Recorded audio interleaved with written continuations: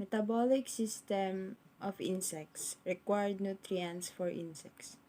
Most insects have qualitative similar nutritional requirements because their chemical compositions and metabolic capabilities are broadly uniform. Variation among insects arises from adaptations to particular diets or associations with microorganisms that provide specific nutrients. The best route to establish the nutritional requirements of an insect is to quantify its performance, survival, growth, and reproduction on chemically defined artificial diets containing and lacking the nutrient of interest. Because the composition of chemically defined diets is known and can be manipulated, it is possible to determine whether a nutrient is required in a diet and across what range of levels. However, interactions among nutrients where the level of one nutrient affects the requirement for others are not well addressed by such a one nutrient at a time strategy. For many insects, chemically specified diets have yet to be produced. 5 nutrients required in insects: the amino acids, carbohydrates, lipids, vitamins, and minerals.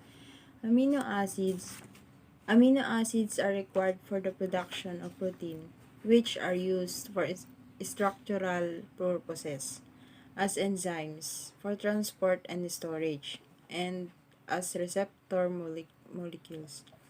In addition, some amino acids are involved in morphogenesis. Tyrosine is essential for cuticular sclerotization, and tryptophan for the synthesis of visual screening pigments.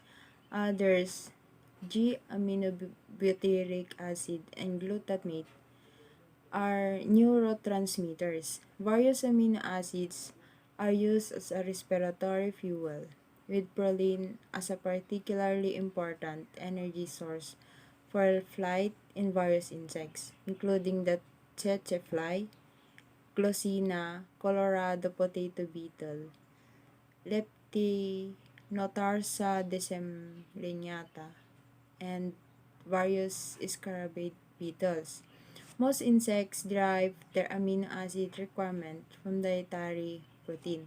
The nutritional value of protein depends on its digestibility and amino acid composition.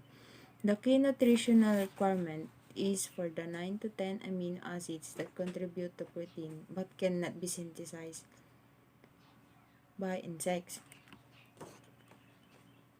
These are known as necessary amino acids.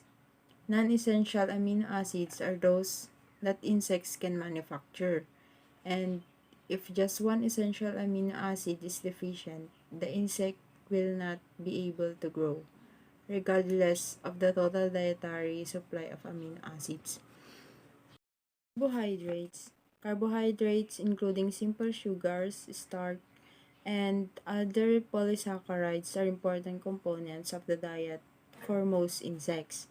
They are the usual respiratory fuel, can be converted to lipid, and provide the carbon skeleton for the synthesis of various amino acids. In addition, insect cuticle characteristically contains the polysaccharide chitin. All insects can synthesize glucose sugar by gluconeogenesis, utilizing metabolic intermediates derived from lipid or amino acid breakdown. And some insects can grow readily on artificial diets containing no carbohydrates.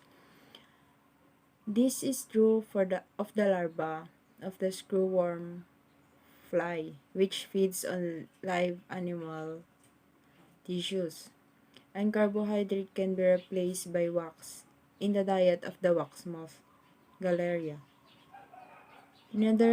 Nevertheless, most insects so far examined required some carbohydrate in the diet and perform the best and perform best at a particular dietary proportion of carbohydrate relative to other nutrients that differs according to the species.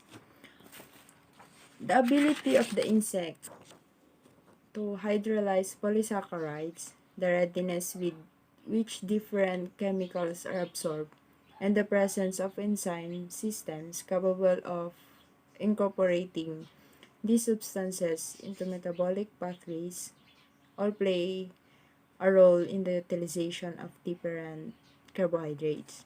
Some insects have a particularly versatile digestive system, allowing them to consume a wide variety of carbohydrates.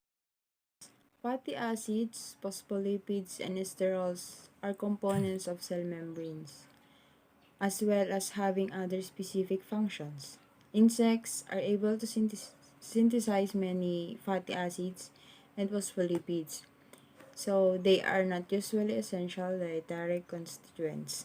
But some insects do require a dietary source of polyunsaturated fatty acids, and all insects require sterols. Insects are unable to synthesize sterols, which are essential components of animal cell membranes and precursors of ecdysteroid hormones. As a consequence, most insects require a dietary supply of sterol, although a minority obtain their sterols from symbiotic microorganisms. The key sterol for many species is cholesterol, which acts as a membrane constituent and precursor in the synthesis of 20-hydroxy ecdysone and other C27 ecdysteroid hormones. The amount of dietary cholesterol available varies depending on the type of food. Most animal foodstuffs are high in cholesterol, whereas plant and fungal foods are low in cholesterol but high in the other esterols. Plant esterols are converted to cholesterol via metabolic pathways, as are phytophagous insects molting hormones. Vitamins are organic compounds required in trace amounts of sustained growth. Vitamins are classified as either water soluble or lipid soluble. Water soluble vitamins have a far shorter half-life in insect tissues than lipid soluble vitamins, which tend to accumulate in lipid stores. The chief water soluble vitamins required by insects are vitamin C, ascorbic acid, and the B vitamins. The response to dietary deficiency of these vitamins appears to be much less specific in insects than mammals. Our knowledge of vitamin function in insects is mostly based on research in vertebrates. Vitamin C is an antioxidant that increases the formation of collagen and extracellular matrix in insects, much as it does in vertebrates. B vitamins are cofactors in a variety of metabolic processes. Minerals. Various metal ions are required as coenzymes and in metalloenzymes. Examples include copper in cytochrome oxidase and phenyloxidase, iron in catalase, molybdenum in xanthine dehydrogenase, magnesium in glucose 6 phosphatase, and zinc in alcohol dehydrogenase and metalloproteases. These elements are nearly always present as impurities in artificial diets. Insects additionally require sodium, potassium, phosphate, and chloride for cellular ionic balance. Importantly, most insects have lower calcium and iron requirements than vertebrates, which use these elements for bone and hemoglobin formation, respectively.